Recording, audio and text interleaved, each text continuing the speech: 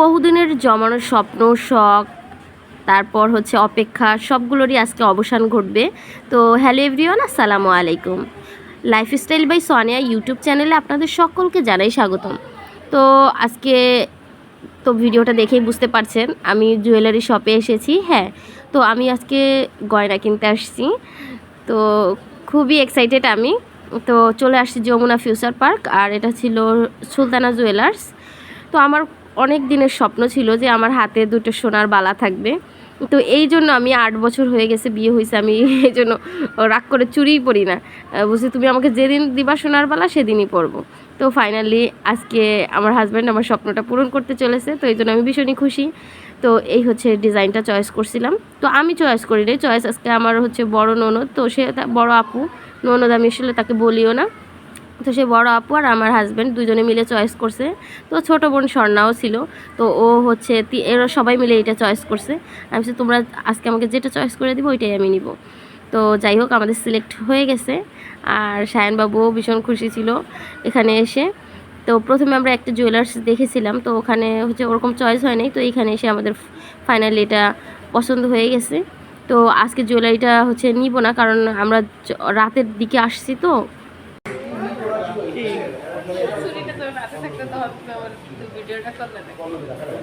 বেশি খুশি আজকে তুমি কোথায় এসছো? খুশি, কিন্তু অনেক কষ্ট লাগতেছে, এতগুলো টাকা আমাদের সিলেক্ট করার পর হচ্ছে সব কিছু মেমো টেমো করতেছিল। আর এর মধ্যে হচ্ছে আপু আমার একটু বলতেছে তুমি একটা রিভিউ দাও, তুমি কেমন খুশি। তো আমি আর কি বলবো, কিছুই বলতে পারতেছি না, কারণ আমি ওই সময় অনেক নার্ভাস ছিলাম। স্বর্ণাও বলতেছিল কিরে ভাবি তুমি, তোমার পছন্দ হয় নাই, তুমি খুশি হয় নাই? তো আমি বলতেছিলাম যে আমি খুশি হয়েছি, কিন্তু অনেকগুলো টাকা যাইতেছে, এই জন্য আমার অনেক মন খারাপ। তো এই জন্য হচ্ছে ফান করলাম। তো আসলে সত্যি স্বর্ণের দাম অনেক বেশি। মানে যখন আমার বিয়ে হয়েছে 18 সালে, তখন হচ্ছে 45,000 টাকার মতো ভরি ছিল, আর এখন হচ্ছে কোথায় 2,20,000 টাকা। তো সেইটা ভাবে কষ্ট লাগতেছিল যে তখন যদি কিছু গয়না নিতে পারতাম এই বালাটালা, তাহলে তো আর এখন এত টাকা খরচ করা লাগতো না। তো যাই হোক, তখন হয়তো বা ভাগ্যে ছিল না বা হয় নাই, তো এখন নিয়েছি। তো আর সায়ান তো এই যে দুষ্টমি করতেছে। তো তারপর হচ্ছে চেনের যে কালেকশনগুলো এগুলো একটু দেখতেছিলাম। তো চেন এখন নিব না, এমনি দেখতেছিলাম জাস্ট ঘুরে ঘুরে। তো মেয়ে মানুষের অভ্যাস যেটা, মানে এক জায়গায় একটা জিনিস দেখতে গেলে আরও ঘুরে ঘুরে আরও অনেক কিছু দেখে। তো আমি ওরকম একটু ঘুরে ঘুরে এটা সেটা দেখতেছিলাম, আর ওই দোকানদার ভাইকে এটা সেটা জিজ্ঞেস করতেছিলাম যে চেনের প্রাইস কত, বা এটা কতটুকুর মধ্যে হতে পারে, এগুলো বলতেছিলাম।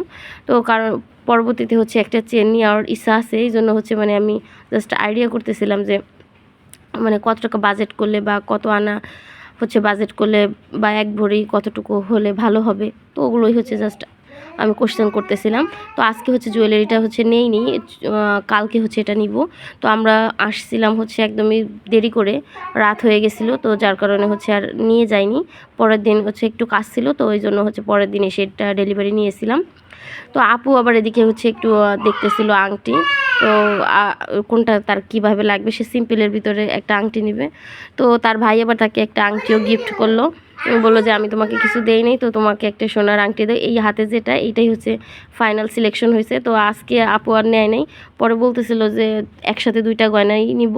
তো তারপর হচ্ছে আমরা নেক্সট ব্লগে আমি দেখাবো যে যেদিন আমরা ডেলিভারি নিয়েছিলাম, তো সেইটা। তো ফাইনালি এই 2টাই আমাদের সিলেক্ট হয়েছে, তো কালকে ইনশাল্লাহ নিয়ে যাব। তো এই যে দেখুন কেমন হয়েছে ডিজাইনটা।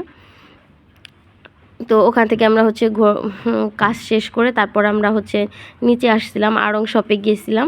তো ওখানে যেয়ে হচ্ছে একটু ঘোরাঘুরি, মানে স্বর্ণা একটা ব্যাগ কিনতে চাইছিল, তো ব্যাগ তারপর ওরকম চয়েস হয় নাই, তো ব্যাগ নেয়নি। তারপর সায়ন বেবি হচ্ছে একটা ফতুয়া নিছিল, তো সে ফতুয়া নিয়ে আবার হচ্ছে তার গেঞ্জিতে করে সে ডিসপ্লে করে বেড়াচ্ছে। তো এই হচ্ছে তার কাজ। তো ভিডিওটা এই পর্যন্তই ছিল। তো দেখা হবে নেক্সট ব্লগে, সেখানে আমি দেখিয়ে দিব সব কিছু। তো ভালো থাকবেন, টাটা এন্ড টেক কেয়ার, আল্লাহ হাফেজ।